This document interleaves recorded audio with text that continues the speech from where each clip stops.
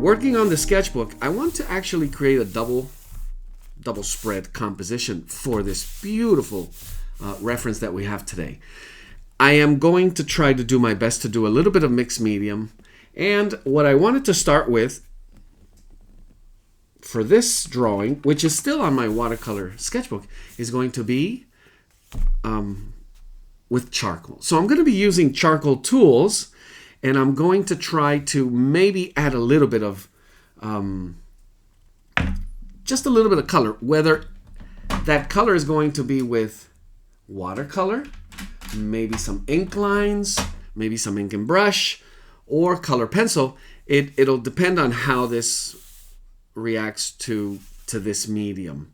So with that, choosing your mediums for just final, making sure I have everything perfect. So making sure you choose your mediums as part of your strategy. What do you feel like today? What does this portrait of a beautiful, beautiful eagle, where could I stretch my creativity by allowing the medium to help me? So obviously I saw great opportunities for washes. Let that dry, come in with charcoal or ink, but I'm going to go ahead and just start directly with ink. And what I wanted to do today is really loosen up, truly loosen up, and almost start off with what I usually recommend, which is that warm-up drawing.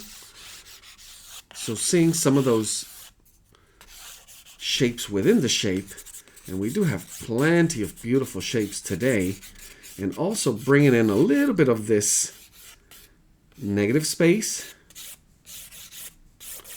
But overall, just starting to focus by also doing a lot of squinting on what I think is going to be a big factor for a beautiful portrait, which is the lights and shadows here. So as you can see, we can cover lots of area with charcoal, and I may have an opportunity to do additional experimental, let's call it, work with several different mediums that I generally don't work with. That's going to be a great opportunity, and maybe a variation. So I want to show you just to get started. I have this very soft, this is a Nitram vine charcoal, and I have several of them, which literally just wipe away, leaving just a very, very low value mark. Then I also have a few compressed. I have these, which are sticks, charcoal sticks, and I have two varieties, which is the soft and the medium. I try to stay away from the hard. It just really doesn't feel right for me. And then I also have these charcoal pencils, and I have 3 different brands, which give you somewhat of a different feel. And some of these are going to be my finishing touches, what I'll use those for.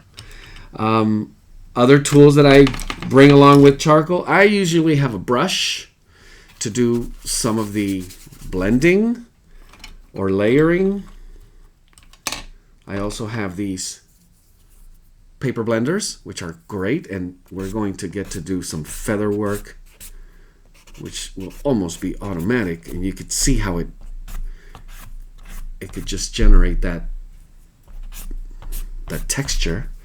And that's pretty much it. If that gets me far along, I want to test that. I want to test some of this lighter, and obviously we have these beautiful browns going into this light, and a little bit of background, which you got to be careful, because depending on what you use for color, they don't all really mix well with charcoal. So charcoal actually will bleed out depending on the type of charcoal, and there's something actually called liquid charcoal, which is a beautiful medium, but I won't be using that today. So starting with my general, I want to make sure I have some of these angles. So I'm going to be standing, I'm going to be stepping back, and I'm going to be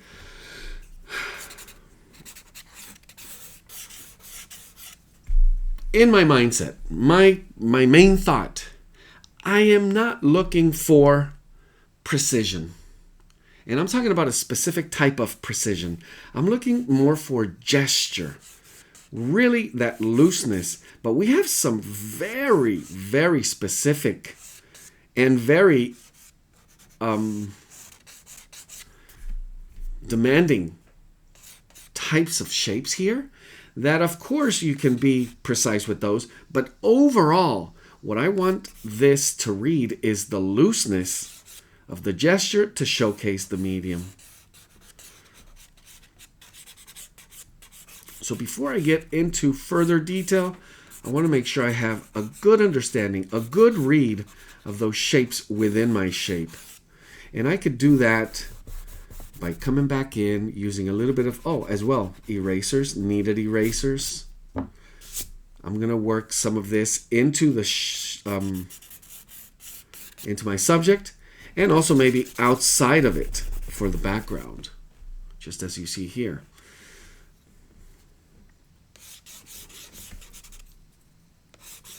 But as far as looseness, how do we really maintain the mindset and the level of looseness while also looking for those very descriptive but abstract shapes? So also thinking about every section of your drawing as a breakdown, as a simplification of abstract shapes.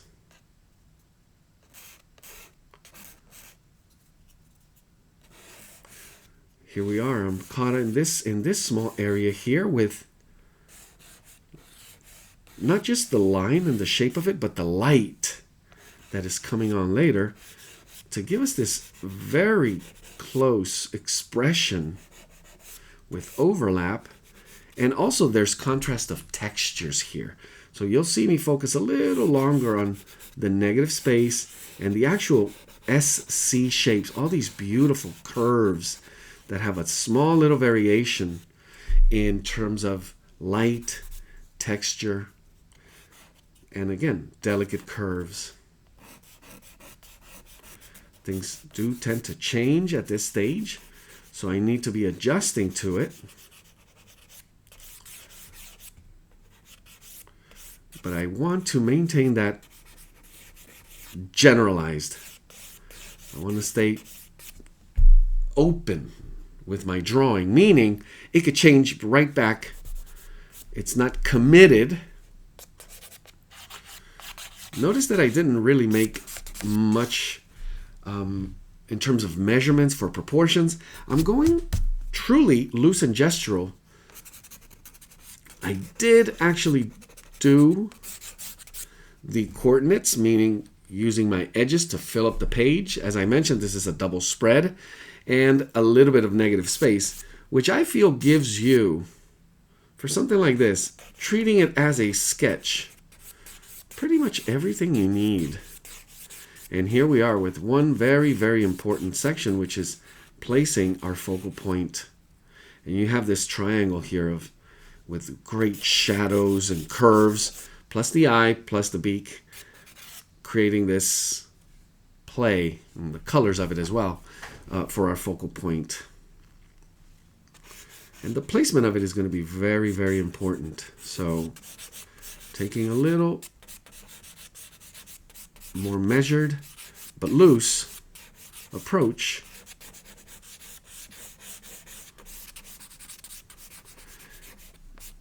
And I haven't mentioned this today, but you know where I'm going.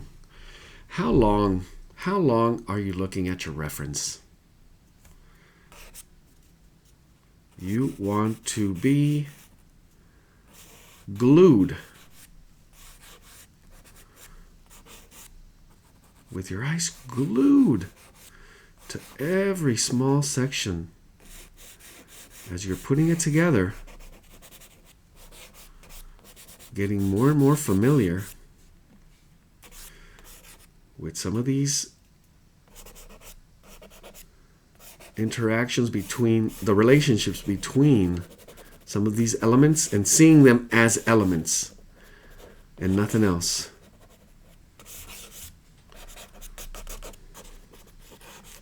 So in a way, my challenge today is how loose can I be? How loose will I allow myself to be? And already, I'm pretty happy with where we're going. And I'm still at stage 1. So notice there's a little more gesture here to almost create that automatic edge.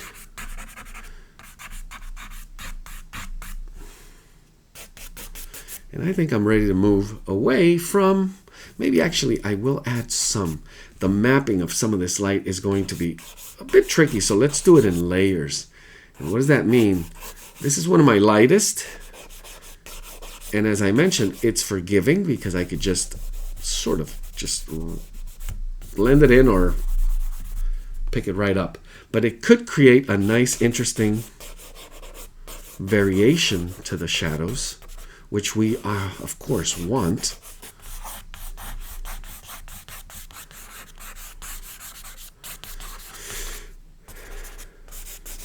And if you notice, the way I'm moving through it, because of the looseness, it's not a race. It's not finishing fast. It's being loose in the way you see it. Looseness in the mind that allows you to take more freedom with how you see it and how you transfer the elements that you see. It allows for more play, basically. Now, one thing you don't see me do, because you would have to be looking at my face, is all the squinting that I do. And I've been back and forth, as I read some of the lines, some of the shapes. Obviously, I don't squint. Sometimes it helps. But as I begin to look at light and shadows and some of that mapping, I really pretty much just stay squinting 70-80% of the time. You do want the variations in value, and in this case some of the markings, to really understand how all of these values, no matter what medium you're working in, are going to work.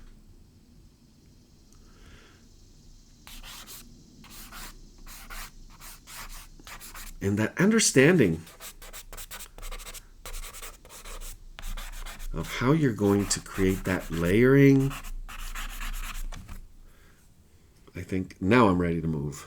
I'm going to switch to my softer and do just a little variation of it. And you see there's a difference. You may not notice it. But there's a difference in I think it could be, with different charcoals you have variations in the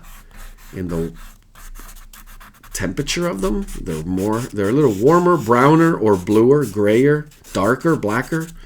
You want to use that to your advantage. So you see me using it here. It's not that I'm using more pressure. I'm simply using a different type of vine charcoal that allows me to pop in soft, but just a bit darker variations in that area of the value before I get too dark. Looseness. As part of your strategy, I have something going on here which is going to become shadow to light, and then I have to consider some of that background. So one good tip is, should I strategize now? Can I work it later? I see this as something I could just work around later on. It should not present me with too much of a problem. I'm going to try first now a charcoal stick. So this one is a Generals, and it should be a medium or soft. I lost the, here it is actually, sorry. So it is a soft 6B, and this is a Generals charcoal stick. And this one's going to be pretty dark. So the rules, the biggest, simplest, I think I took care of that. To smaller, more complex, we're getting there. But also lightest to darkest. So we're starting with light. We have lots of light here. And now I'm going to begin to darken it. And now it's going to become a little more, committed to it. But I do want these to be gradual. And charcoal does get very dark very fast. So you want to make sure you have the right tools. So I'm going to bring out a little bit of brush here and create variations in some of this area. And I think before I use this one, going away from charcoal stick, it's because some of the lines are a little finer and some of the shapes are a little narrow. I'll switch to this charcoal pencil. So making those decisions, whether you're just using one medium and one version of a medium. So if you started with charcoal stick and stick to charcoal stick all the way through, well, doing the variations to that. But if you have the advantage of having several variations of a tool, making sure you understand what each one does and what it can do best, so you could take advantage of that. So here, that fine, precise line for the edge, with allowing me to play with combinations of line quality, managing a little closer the control and value. And what I'm trying to do is a little bit of that roundness. But again, maintain the looseness. I don't want to, and you have to keep an eye on it. A little bit of this overlap. Not everything is line. I could switch back and forth. Soften that up.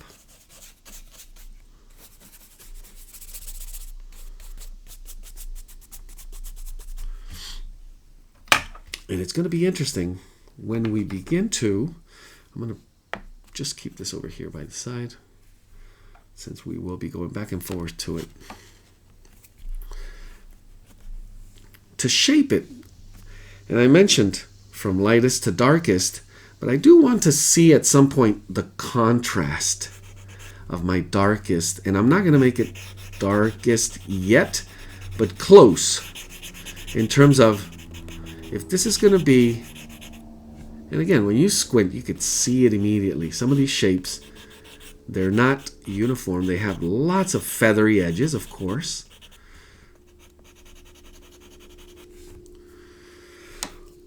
One of the things, if you haven't noticed, the way I hold my tool, my instrument, in this case, no matter if it's my charcoal, the variation, the absolute looseness of the way I hold the tool in order to create variations of that line, but more importantly, the value. You see me caressing the paper, but the pressure that I'm putting on the charcoal is so light right now that here's where it begins to get really fun. As long as you maintain that looseness, again, looseness from the way you see it, to the way you hold it, to the way you transfer it, every aspect of it. And if you're still asking, what do you mean by looseness? Just play and imagine a 2-year-old making marks. Well, that's not going to look too good. But yes, you, with the knowledge that you have and the looseness and the freedom of those marks, can generate much more interesting, much more, in a way, artistic. They are just a tad truer, in a sense, if they're more unpredictable. Predictable would be the photograph. We could all see and recognize, and there's no surprise. Just a beautiful photograph with a beautiful subject and some beautiful light. But some of these surprising elements happen when you actually allow for, call them accidents. And those accidents, well, it's not exactly accidents. They're meant to happen, They come from looseness. And I wish my charcoal stick was a little longer. This one's on its way to being replaced. And from here, it's all about mark making. So making sure you see the mark and wonder, okay, how? With what I see and the tool that I use, can I mimic? Can I get creative? Remember all the varieties of line that are available to you.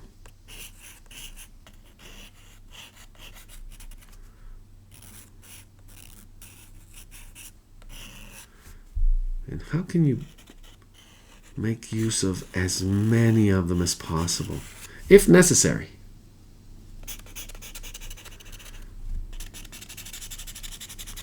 Very interesting how we're going to manage the values here on this beak, because it's supposed to be dark. It's like a dark gray, dark blue. Well, gray blue, but it's in the light.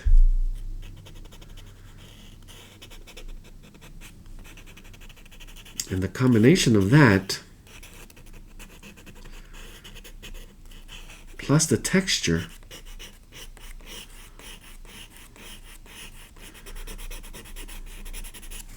it may force you to do some technical, very skillful things in your drawing or in your technique, just like I'm doing here. Create more of a base layer that you could then just draw over. And I'll be doing this slowly, mimicking some of the feather. Remember the direction when you're drawing feathers or fur. Direction meaning how it's growing. The direction in which it's growing is what's important. The grain, it's called.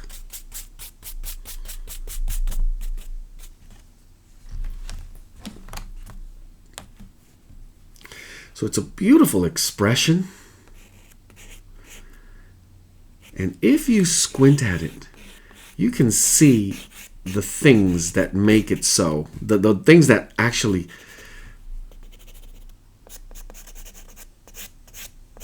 make it stand out. Starting with those darker shapes and the roundness that we see as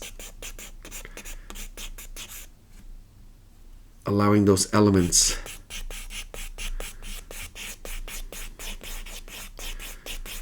to come together.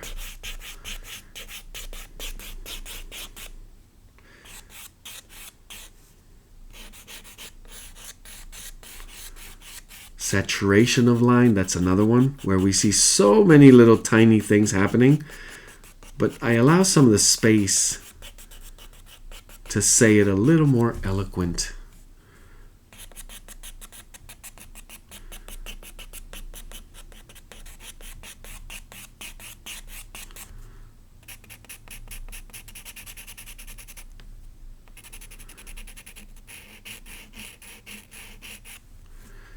So far, it's only been charcoal. And I could almost see this eye in watercolor or color pencil. So could I do something with that? It would be a huge risk, but would it work?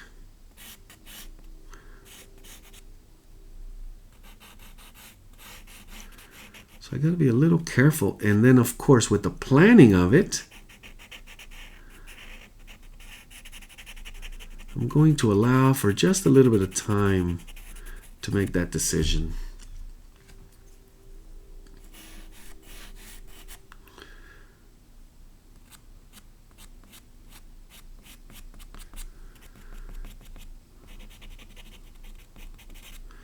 Well, with graphite and ink, you'll find that when working with charcoal mediums, your drawing enters a whole new realm of drawing. This painterly drawing because you in a way are immediately creating so many pictorial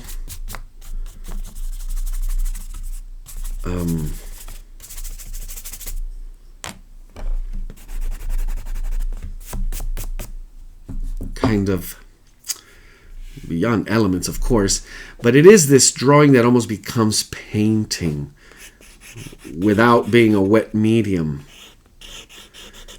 You are dealing with obviously the lines and shapes, but the way the values are coming together and the way you can manipulate the medium. Obviously you can do it with graphite as well, and ink, I said, but there's this bit of looseness where you identify, somehow you feels like you identify your gesture. That doesn't mean it's easier, but somehow you're drawing gestures because of the difficulty of charcoal and the way you have to identify your mark making. I think that could be it. That could be why there's a way on how it reads.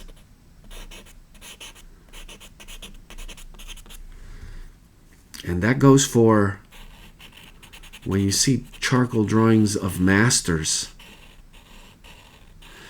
which is what most of them actually sketched with.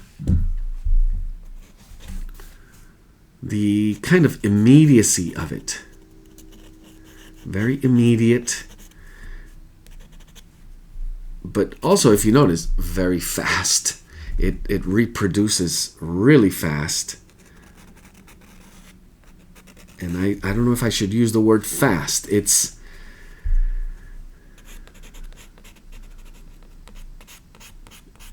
Let's leave it at more immediate. And different from ink, not as permanent. It does have that flexibility, which lets you push that technique. And that is several techniques, which are still so close. They are drawing, gesture making. So the mindset requires you to stretch that, all of those things, to be aware of them as you still draw, but in a way, find yourself somewhat painting here.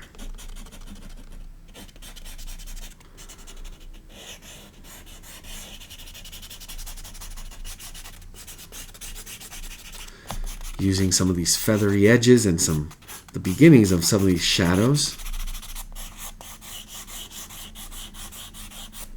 And here's where I would actually use my charcoal stick. Now that they get a little bit more broad, not as, in terms of value, they get just a little more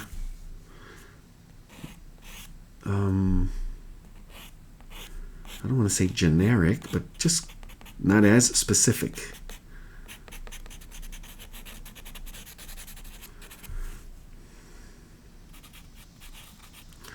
Once I do this here, it's going to be pretty.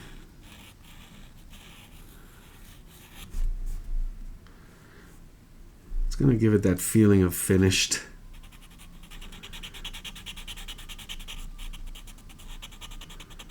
It is the contrast and that universe that we see inside an eye.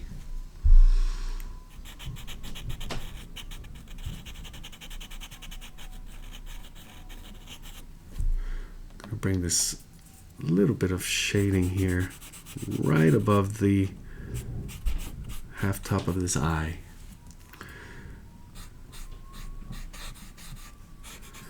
And if you haven't used that mix of medium, wet medium with charcoal before, you should be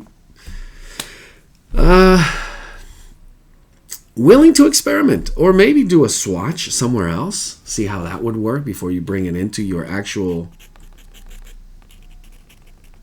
piece.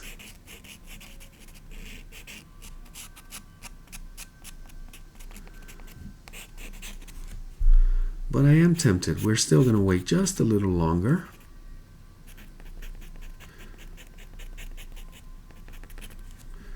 And before I switch to my charcoal stick, I'm going to do tons of these small little elements here.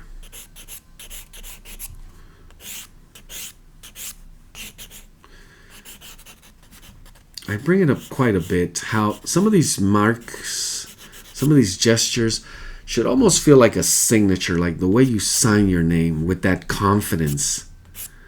When you see that shape, when you see the line, the actual gesture, the confidence of that should feel almost like signing. And they actually do call that his or her signature line, his or her signature style of line. It actually showcases that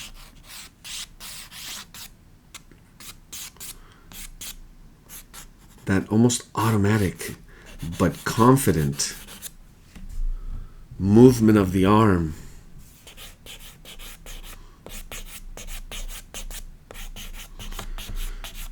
So I'm beginning to think about these layers that also begin to lighten and have some mixture of shadow in them.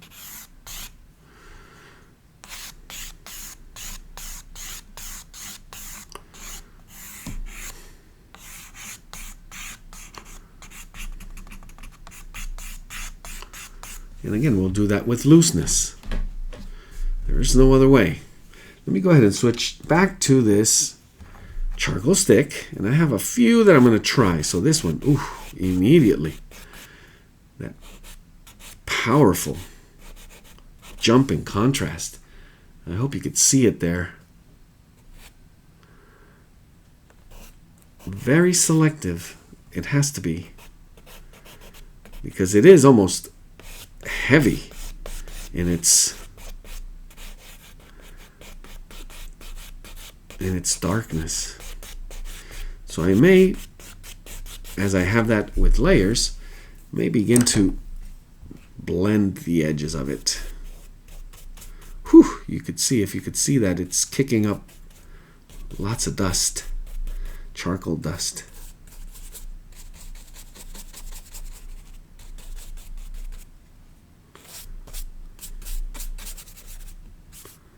Soften up some of these lines and begin to bring in a little bit of that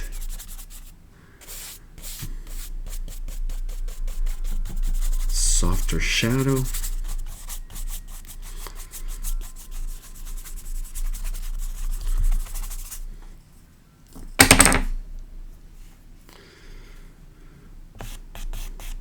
So this is my warm-up sketch.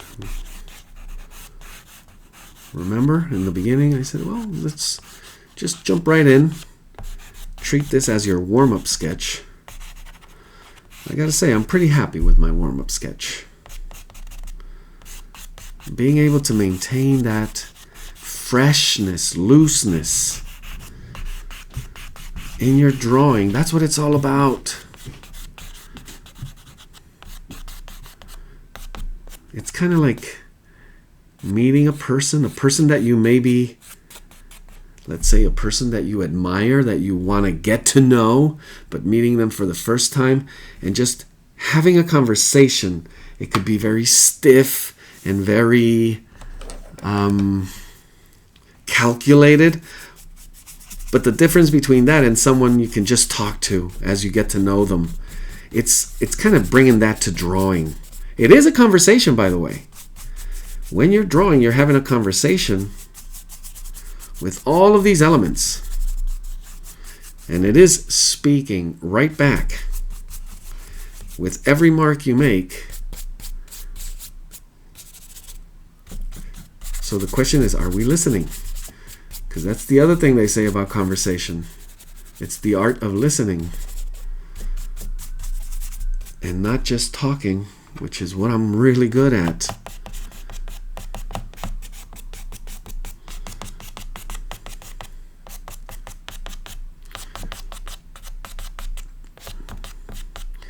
But then you realize, well, it's because I have things to say. So you want to say them eloquently, in a few words.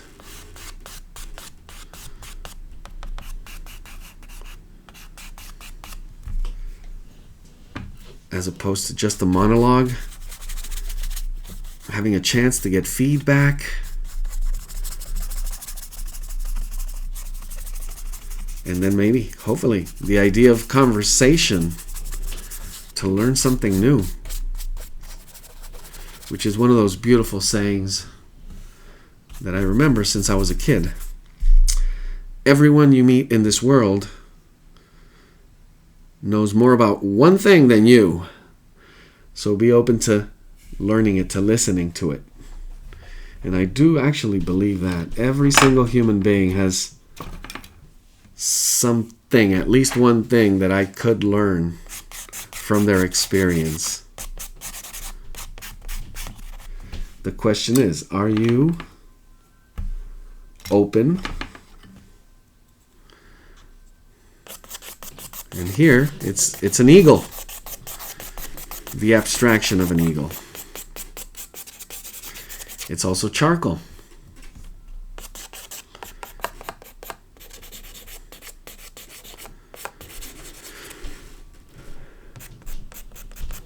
Now, one of those mediums that I don't want to, I mentioned mixed medium.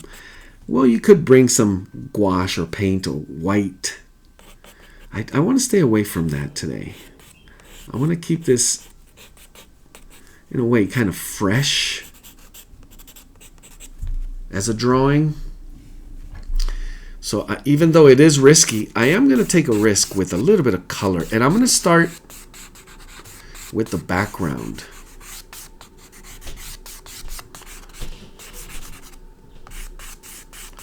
Because I feel I'm reaching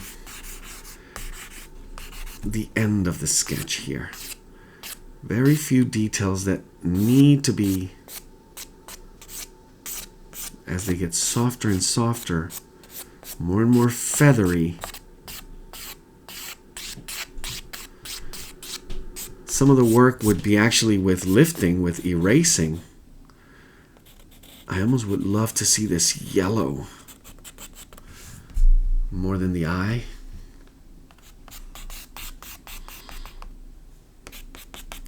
It's kind of more about that smile, or the perceived smile that I see there, than the eye. So I'm adding some more contrast here at the bottom, just to match a little bit of this and bring it together with some balance. So very loose mark making, but it reads as feathers. Our brain just cannot help it. We see this, so we read all of this, if you wanted to see that, as feathers. It just cannot help it. If we mimicked, if we went for the shape and direction, there we have it. Quick warm-up sketch. So I am going to, for that, I'm going to use a small brush, and I'm going to use my cheapest brush, which is my travel brush, my urban sketching brush.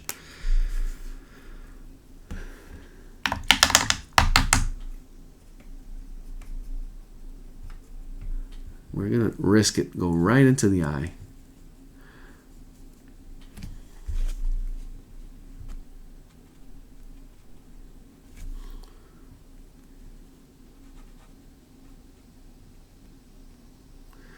As I mentioned, it does mix with the charcoal, so you have to be very careful about how you bring in the medium. Ooh, but that nice touch of color here. It's already working. A little bit of wet on wet. And I just added, it's a mixture of cerulean blue with cobalt. I'm sorry, turquoise. It's a very, very cool blue. And I plan to touch it, just a few touches of cobalt blue. Very, very lightly. Especially here to round the form. But it's not much in terms of color or saturation. I'm leaving a little area with more water, hinting at that light on the eye. And remember, I added a little bit of blending under the eye so to enhance that little bit of shadow. And I don't need to touch that one bit. That was 3 strokes, and I think that's all it needs. That's counterbalanced with the work I did with line. Let's bring in just a little bit of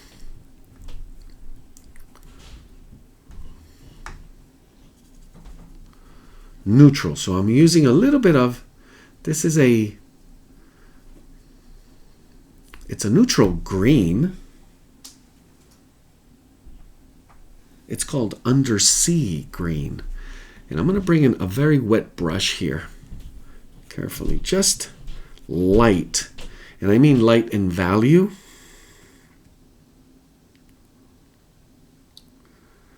Also light in load of water. But I do want some of it to be wet on wet, so I'm going to take advantage. And notice how I was able to work some of these edges. So I'm just going to really sketch them in loosely. And what happens if you go into the bird? It mixes with the charcoal. So it'll get a little grayer, maybe even a little darker. But I want that sketching quality that I have with the drawing to happen with the addition of color here. So as I add that, I'm going to bring in just a tiny bit of olive green, make it a little bit cooler in certain areas. And because I love those wet on wet techniques and that cauliflower effect, I'm going to bring in just a touch of water and let that sit right on top of that pigment. Hopefully push it to create that effect. And it's already working. The shift from coolness, I think I should add a little more consistency wise and just pure hue of that undersea to match and counterbalance this coolness. There we have it. And how far around do I need to go with this? Well, we're going to lighten it up even more as we go to the top. I do want this to showcase that beautiful light on the beak and some of these feathers.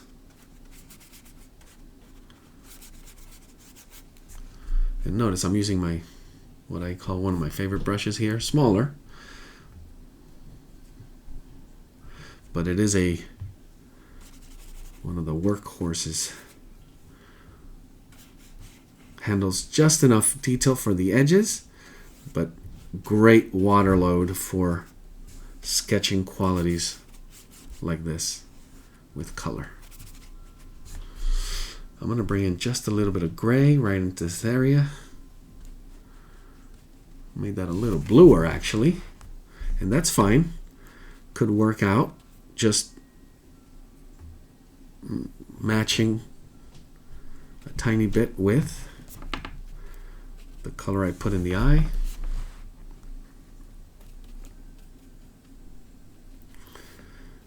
And what is my strategy for some of these feathers here?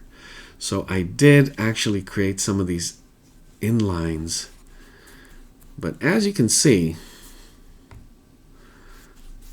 one of my favorite techniques, wet on wet, just not going too far into my bird, Bringing in the color. This one I should mix a little bit with olive green here. And I'm going to streak it this way and just let it granulate.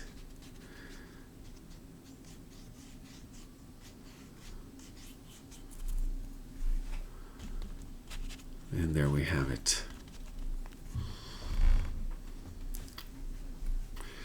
If I keep going with the color inside the bird, it will be way too much. This is where I would stop with this, with my warm-up sketch. So where do we go from here? I'm going to set this aside.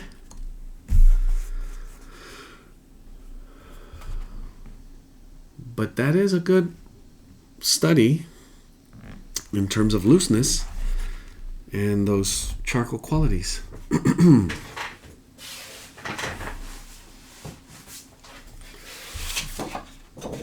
want to bring in some watercolor paper now.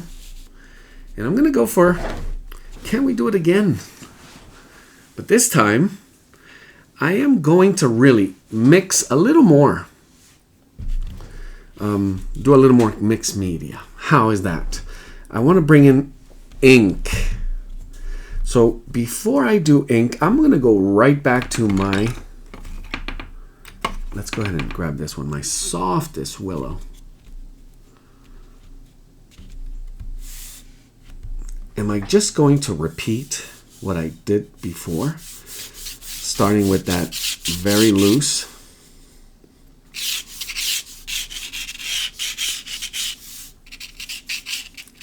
And again, I'm doing sort of a straight line study for composition. Looking at the angles, that's basically it. And from there, I'll go into the shapes within the shape.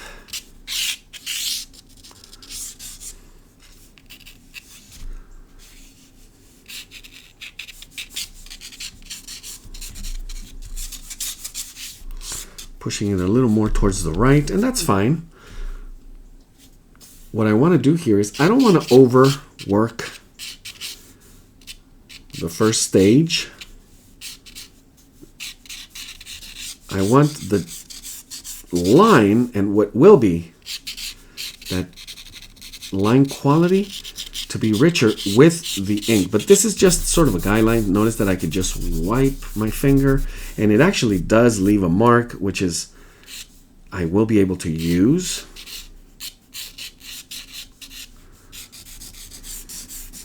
Using a little bit of negative space to draw some of these contours here.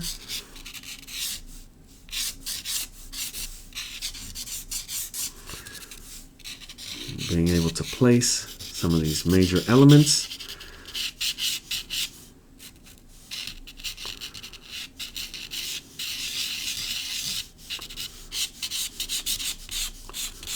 And again, some of those forms or shapes within the shape that you may see.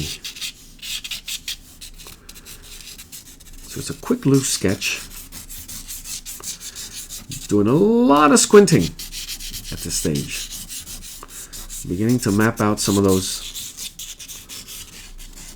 big, simple things I need to see now. And I could stop there. I'm going to go ahead and bring that brush. Now, it got to be careful because I used it before with darker charcoals. It could still have some of that. So I want to do a little bit of sweeping so it grays the area.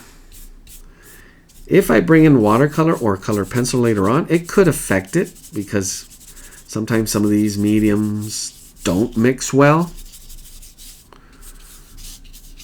And charcoal, obviously it's a little dirtier, so it could influence pigments. So, put away the charcoal.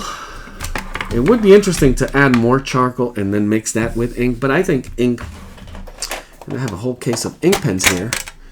So I have my microns, I have some sepia, which could be a great choice for these, and these Faber-Castell. Also have some markers, and these happen to be water soluble. So got to be careful with that. Make sure if you're using the right type of ink that you're going to want if you're bringing in wet media. And the other thing I have is these just regular ballpoint pens. These are the Pentel Hybrid Technica, which are really good. And they also come in different gauges. 04, 05, 08.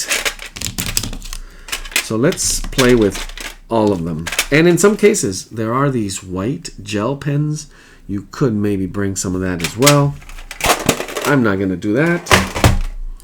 And let's put these right over here. So as usual, start with the biggest, simplest.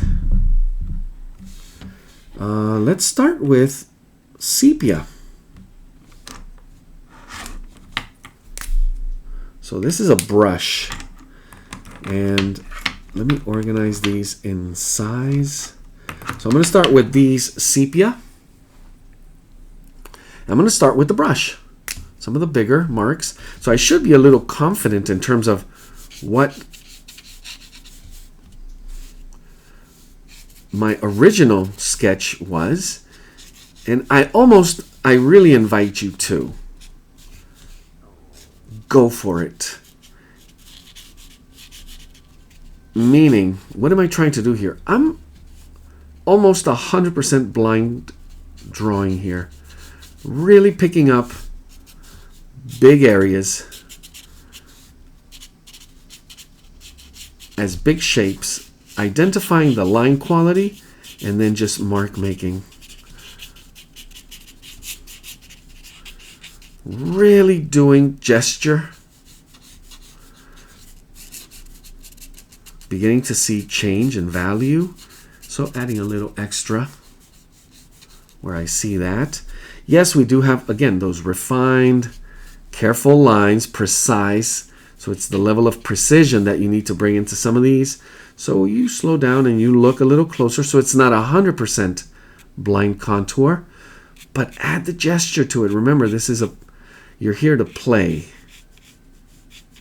So allow for things to happen that could be surprising. That was blind drawing, just so you know, right there. Going back to this one, going a little bit into negative space. Making sure I get that nice height and that curve.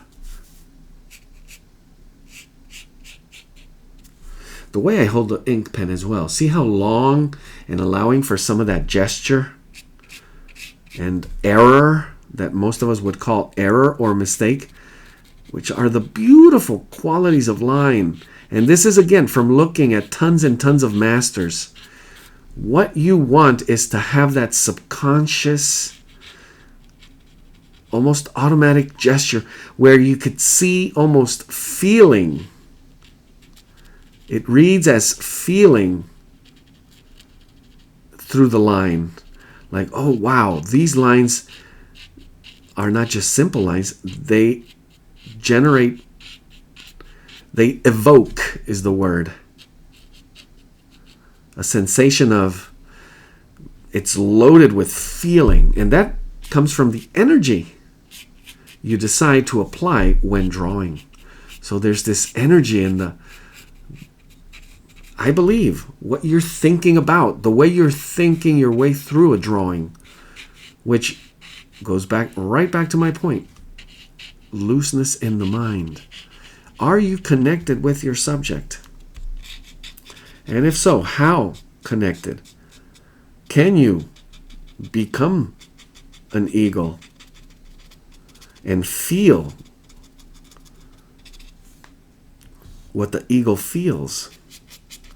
And then show us that through lines.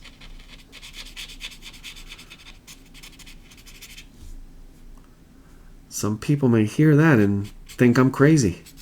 But it is basically becoming the actor that plays, the musician that plays, allowing yourself to become the artist that plays. And you play the character. This one, the eagle, do you have to feel? What do you have to feel? Well, again, it's breaking down what you know in terms of line, shapes, contrast, value, and using that as your toolkit to give us a performance. And that performance could be, they actually use the word stiff, or it could be tear evoking, a tear jerker, because it's so true, so real, that we connect with it, with the feeling.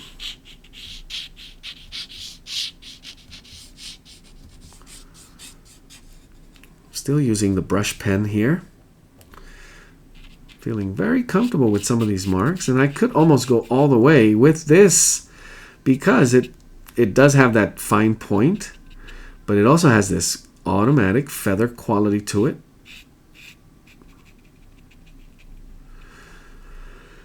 And as long as you're willing to play with different styles of mark making, different patterns of lines,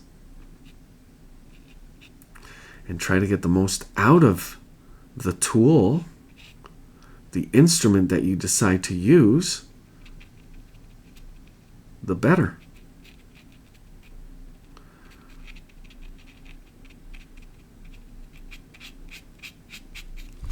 Being aware of when your work is becoming monotonous should be something you need to. It's not overthinking it, not paying attention to it, but again, it's about the feeling.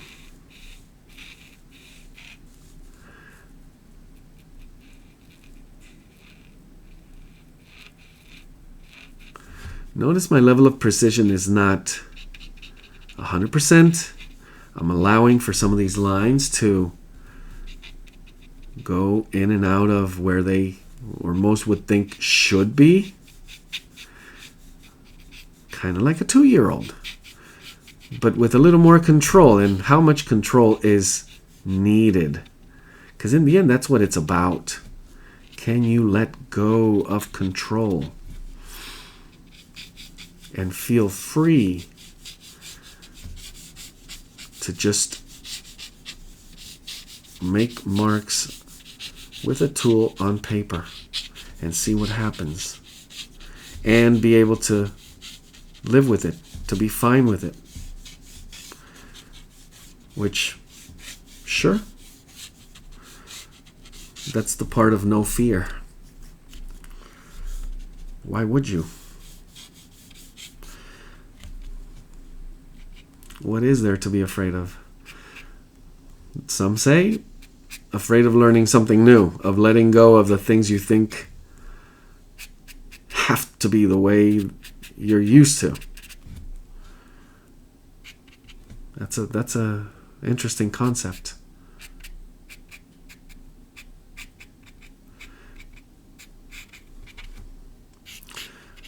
So more and more feathers, going into a little more stippling, and I do want to use some of this ink line to create a little more of that contrast. But where I'm going from here, I'm going to watercolor. So I'm going to use the rest of this time. I don't think, I did want to bring in just a few.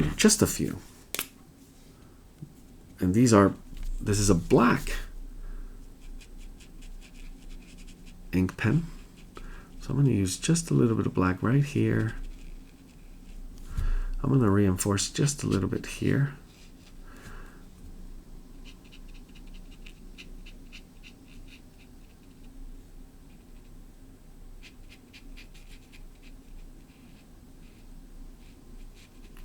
And see how that affects it. Ooh, it does really pop it.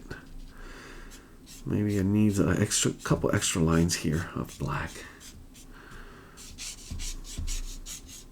So there's a little bit of, well, it's not mixed media, but it's mixed instruments here. You could actually see how that's, the idea would be to enhance, but not to overdo it. Even these, I like these ballpoint pens. This is a 04. Some of these feathery lines here. Now, one thing you do want is to test that ink, making sure it's water soluble. It handles water, so it's not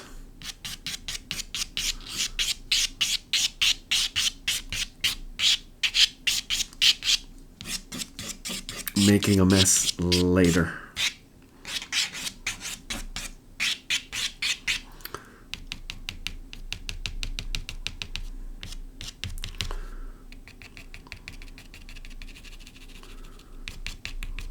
Real looseness is gutsy. You have to almost want to make a mess to really achieve that level of, wow, it's so loose, I'm almost careless now. But I do think it gives you great results. So here it is. Using a little bit of, I have sepia, a beautiful brown sepia. I think that's my base color that I'm going to start using here. And I want to do washes and layers. So I want to start with some of these washes. And again, bring the looseness right into the way you, if you're doing watercolor, bring it right into the way you draw with the color. Bringing a little more. And using that technique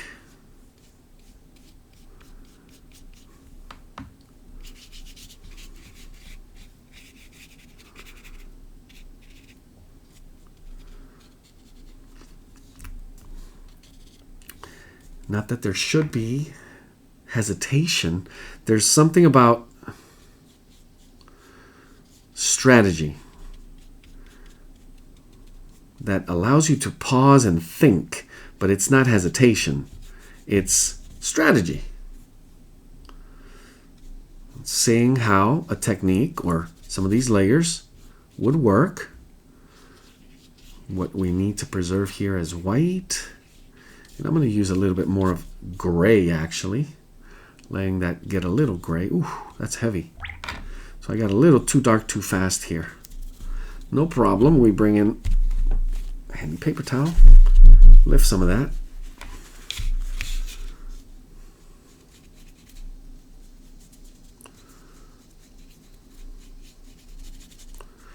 I'm going to begin to bring in a little bit of, this is going to be, I'm thinking between yellow ochre with a touch of burnt umber, or I'm going to try out quinacridone gold, which should be an interesting mix here. It's a little,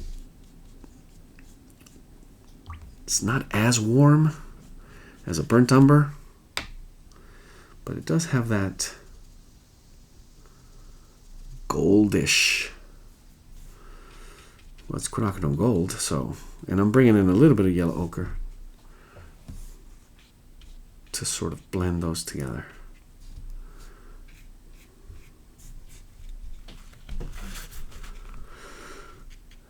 And you will notice when you work, when you're able to just enter that, it's through practice. How do I get loose?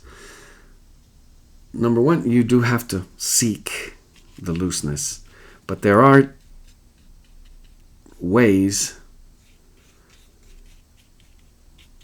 like for example, the warm-up drawing, which is the way I usually do.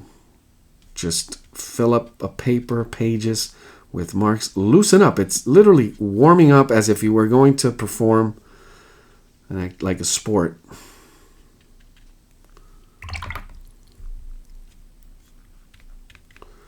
Warming up your hand and your shoulder, your eyes, making sure your posture and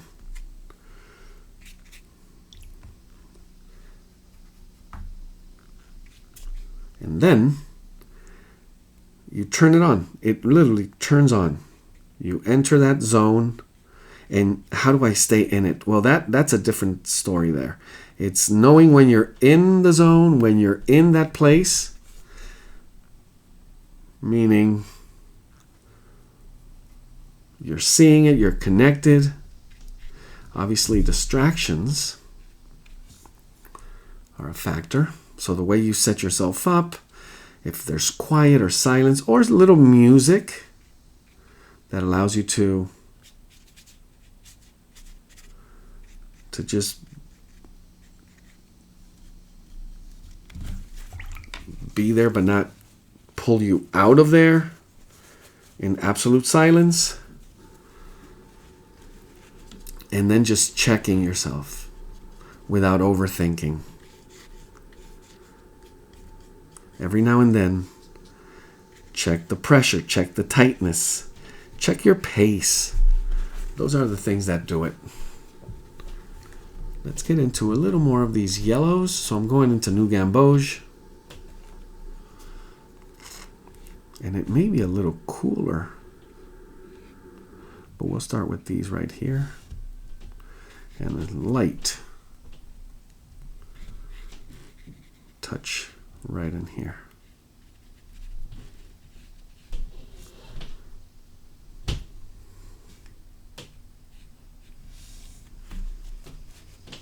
There's going to be a little contrast here, so we'll have to let some of this dry a little bit so I could begin to add layers.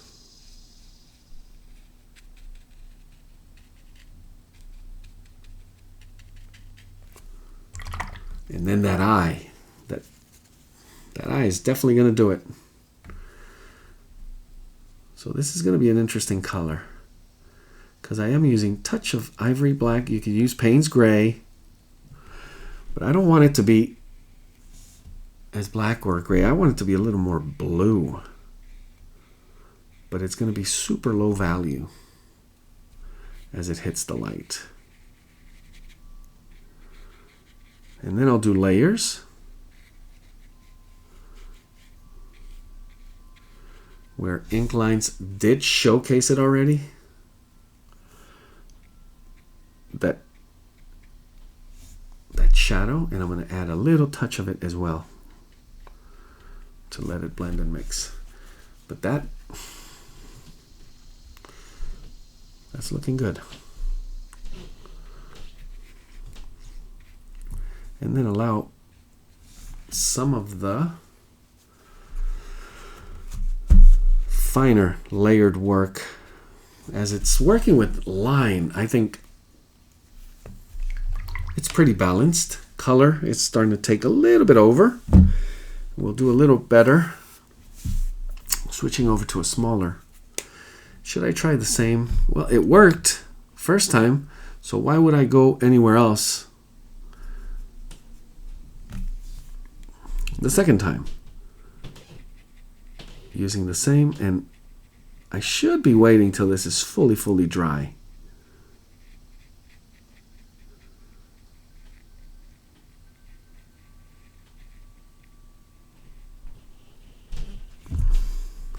So there's a bit of that turquoise color. And I'm going to really wait for that perfect magic moment to bring in that cobalt. Give it a little bit of that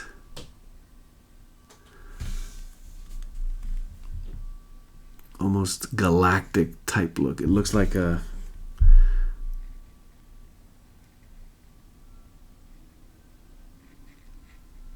beautiful galaxy in there. Or cosmic would be the word.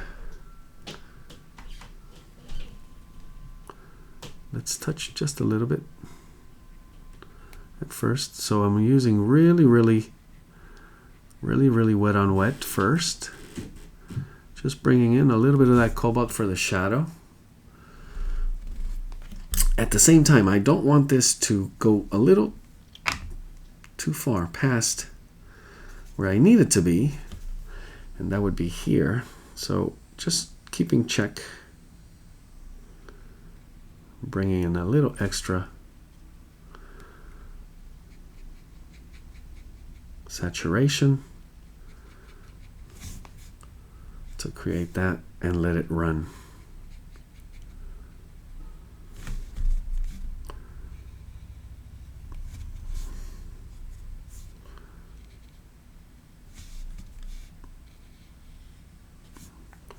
and also how the paper handles it. Very important. And I'm talking about the technique. Very important to understand how far do I need to push some of these techniques. I think right there, other than just waiting for it to be dry, to bring in just a few extra layers of feather, and that's going to be just a little more temperature here, a little cooler, yellower.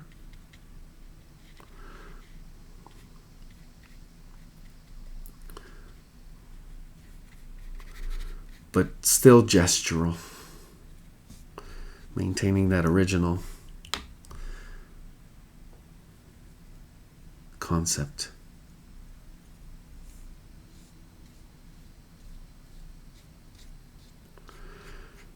Still a little too wet, but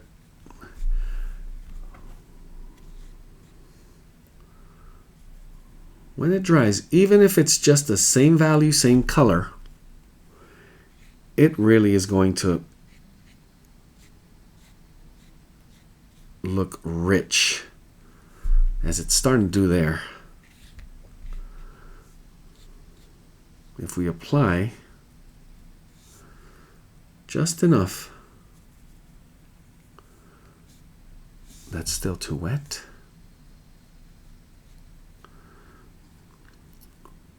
Maintaining a good pace without overworking any area. And notice the type of stroke. It's just a quick feathery gesture. Starting with some of the darker areas, trying to make them just a touch darker.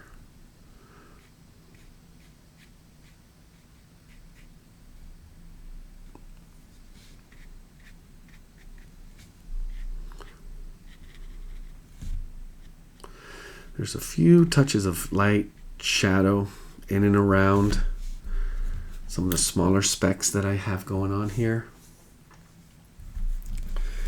But let's also give it a background. So I think I will bring in a dryer just to speed up a little bit our drawing.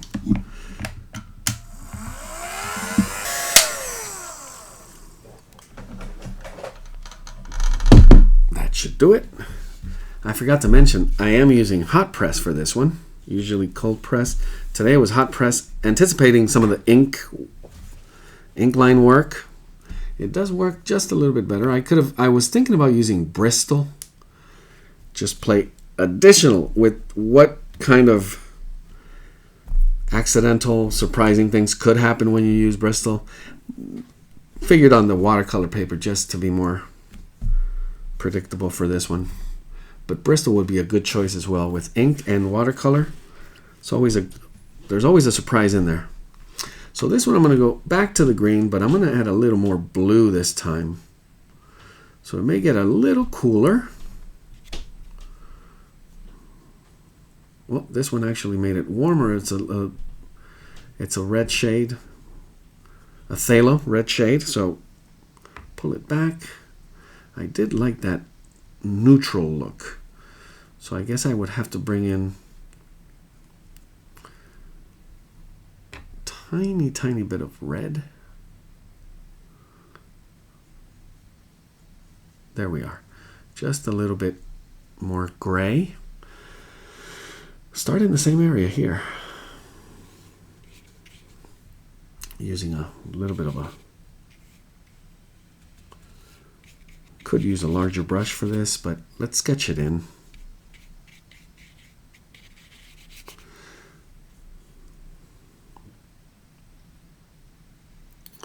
I do want some of that light, and then the shift to shadow in some of the background to enhance some of the light or shadow that's going on this bird. So the way I sketch it in, the way I bring that in, I'm going to pull and push towards cooler, yellower greens, especially right in here. And why not bring in even a little bit of yellow in there.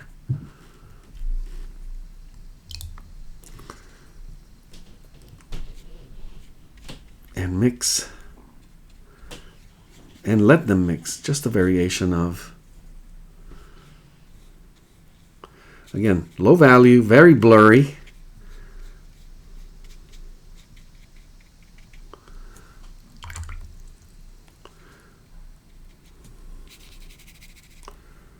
Now that the paper is a little hotter, warmer, it's drying a little bit faster. It happens. Bring in just a little more.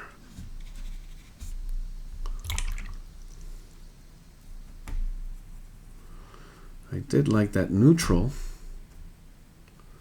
gray look, so I'll bring in a little more red. And I'm using touch of cadmium red, which will really, it could really push it in a completely, a little closer to brown.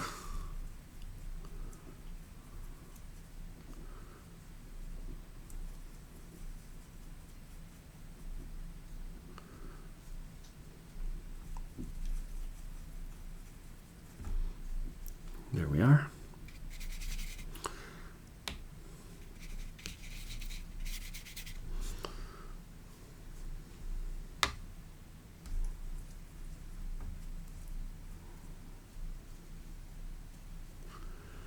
Just playing with different tones, as you could see.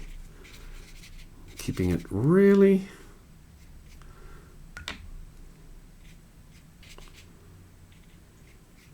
playful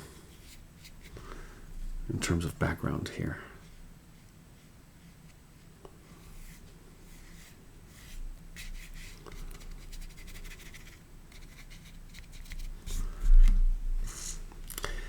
You got to be careful when it begins to distract. Let's go into a little bit of ivory black, make this a little closer to neutral, to a gray as we can, and also try to bring that out in the area of light with lighter feathers.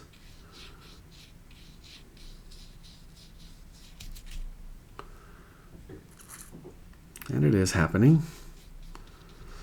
Bring back some of that green. Lighten up some of that area. More water.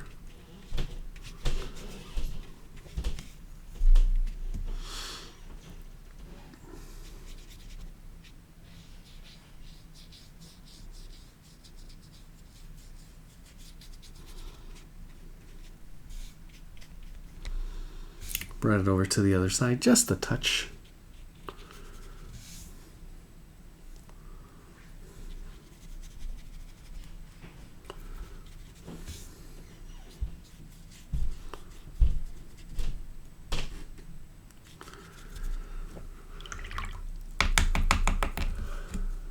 So there's an interesting background.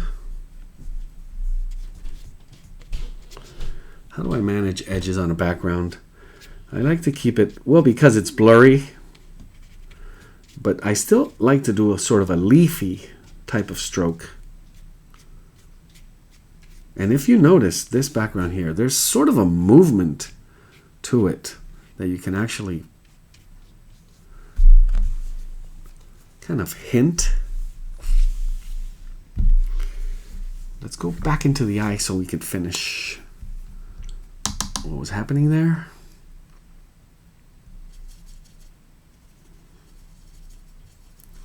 Just a few extra layers here. You can be very careful. We got lots of wet. So making sure you time without risk where you need to be working.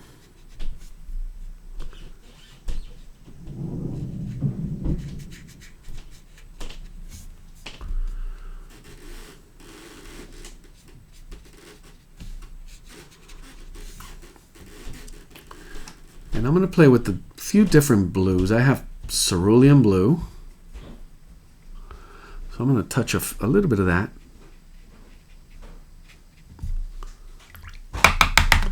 with a little bit of cerulean blue, and switch that a little bit with cobalt blue. I want to be very light here. I don't want to go too saturated.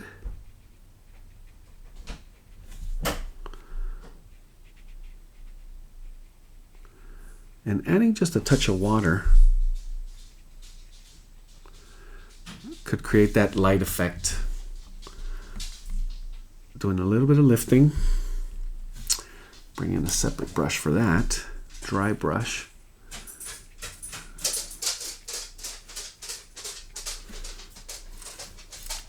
And the final thing I want to do here, gotta wait just a little bit to make sure we don't let it bleed in, but just a shadow right at the top of the iris.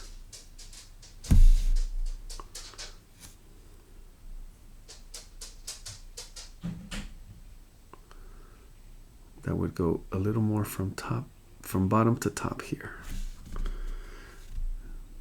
There's a little bit of that lifting.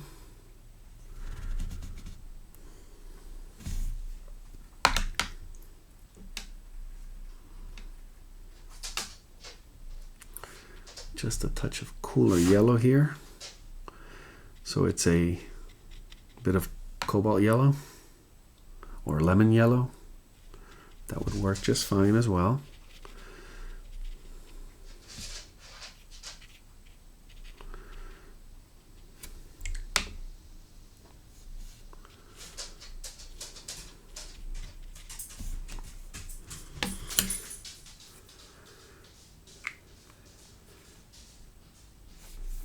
And I guess that's about it. No, not much more to do here. Could be risky to push this just a little bit further. Some of the areas right here under the eye, and you want to make sure that these are layered, not oversaturated, broken into small, almost stippling, meaning just almost dotted, emulating just a bit of ink line, or maybe even going back a bit into when it's fully dry. Just additional touches of ink line, very, very few, for some of those areas of shadow.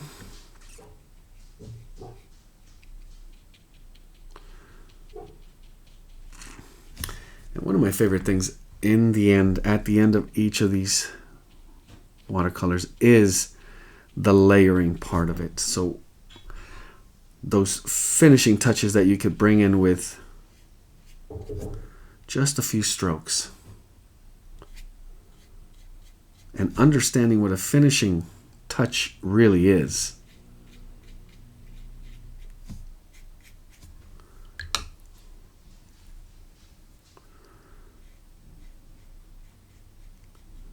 And the concept of overcooking and not doing that, which I am approximating here. Really getting close. Some of these layers beginning to get heavy. Plus you got that ink line working its all the way through as well. That's where I would stop. At least for now. Give it a bit of time and space. A little distance, little time, and revisit to truly, really know if you are finished. And there we have it. So 2 beautiful portraits with a bit of different applications of medium, mixed medium, really based in color and what line and color can do. There's the charcoal one. So looking at both of these, there's lots of things to take away and then hopefully to learn from. I hope you enjoyed it.